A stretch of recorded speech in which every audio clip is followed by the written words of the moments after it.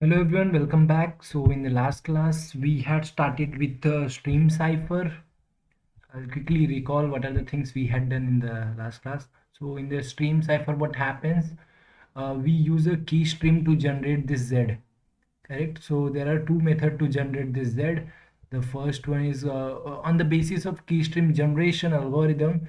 The stream cipher is divided into two parts. The first is synchronous stream cipher. In synchronous stream cipher, the key string is generated by the key independent of plain text. So we give an example that Wigner cipher is a synchronous stream cipher where Zi is ki, and after m it is again this Zi. So Z1 is K1, Z2 is K2, so Zm is Km, and after that again K1, K2 up to Km. So in general, a block cipher is a special case of stream cipher where the key stream is representation of keyword of the block. Okay, perfect. And then periodic stream cipher, after some period it will be repeated. Linear feedback shift cipher, shift register, that is LFSR. In that case, what happens, I will be giving a initial key string. Say I am giving a m-bit key string. We can generate a key stream, say Z1, Z2 of higher period greater than m. This was m period, so I can generate, by using this I can generate a higher period key stream. And what is the idea? You have to find this Zi plus m is equal to summation z equal to 0 to m minus 1 cj Zi plus j modulo 2. That means what? This Z1 is K1, Z2 is K2, Zm is Km. So Zm plus 1 is what? Linear combination of all this thing. Then Zm plus 2 is linear combination of all these things up to Zm plus 1, except this guy. So yeah, since an m-bit state vector can only assume 2 raised to m minus 1 non-zero states, the maximum sequence length before representation is 2 raised to m minus 1. So maximum period of LFSR is 2 raised to m minus 1. And under what condition we can find the maximum period? If the constants, suppose I'm writing this constant as a polynomial, x raised to m cm minus 1 x raised to 1 like this. If the polynomial is primitive polynomial, then we get a maximum period LFSR.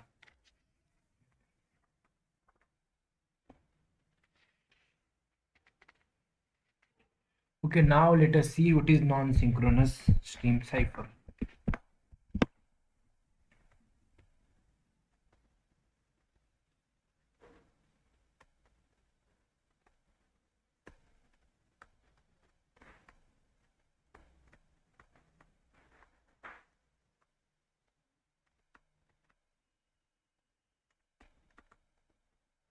Yeah.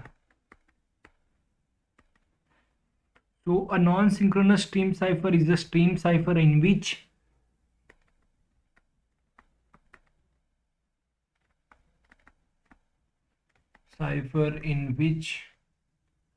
key stream element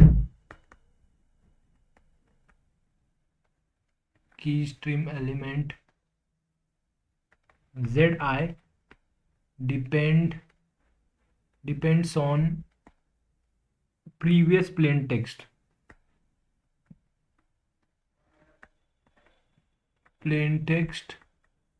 or ciphertext element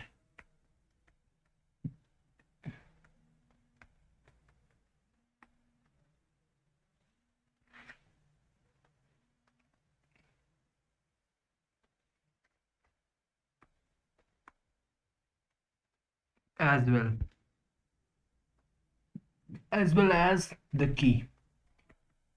See, in earlier case, my key stream, that is Zi, it depends only on the key, but here it may depend on the plain text and ciphertext also.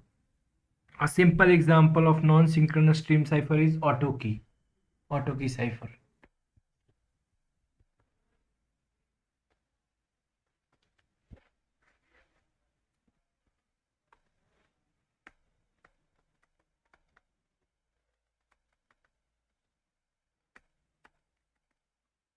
So let us see what is Autokey cipher. It is the type of stream cipher. An Autokey cipher, it is also known as autoclave cipher.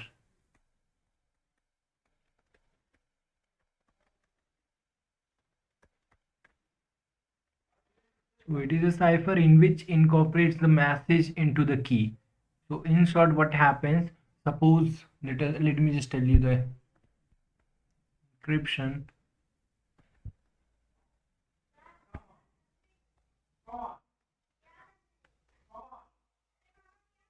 Suppose I am having my plain text.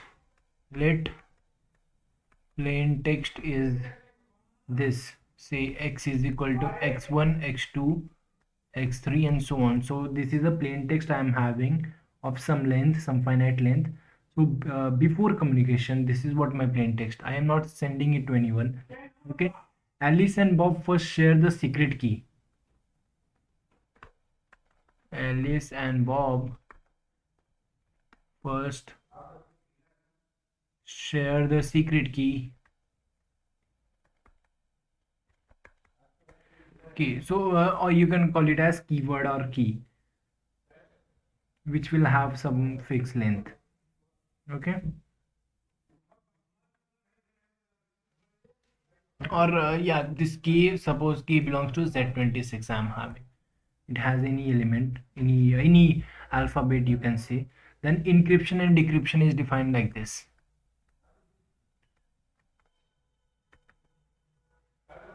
See, to encrypt a plain text, Alice generate a key stream. To encrypt a plain text, Alice generates a key stream.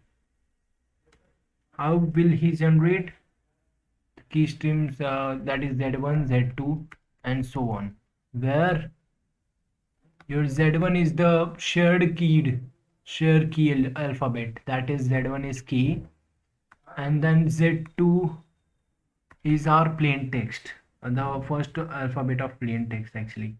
So it is actually x1, Z3 is x2 and so on. In short, your Zi is xi minus 1. So I, in my key stream, I am using my plain text.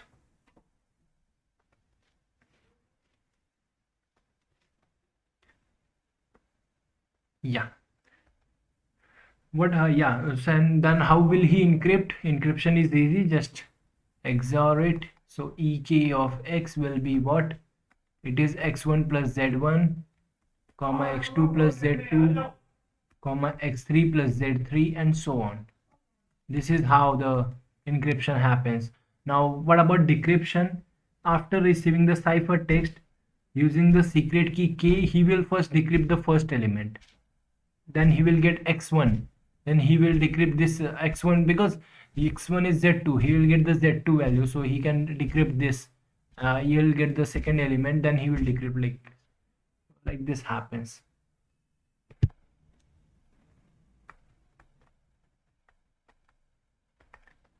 Decryption after receiving the cipher text, say y, which is y1, y2 and so on, using the secret key,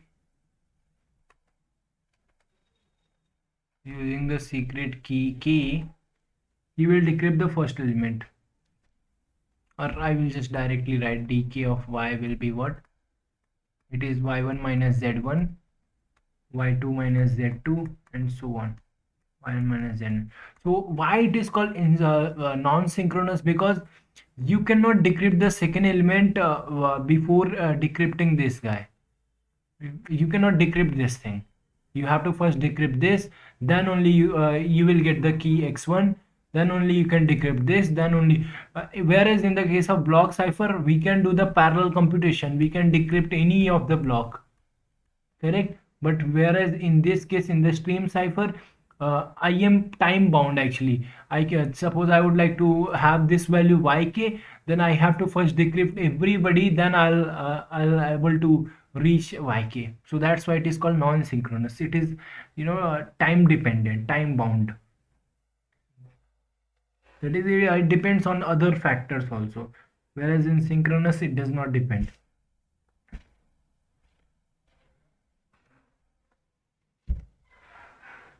Same thing, my this auto key, I just gave you an example where my key was the Z26. We can take a key, the mbit key also, that is also possible. So that's how you can do that. Okay, then thank you so much.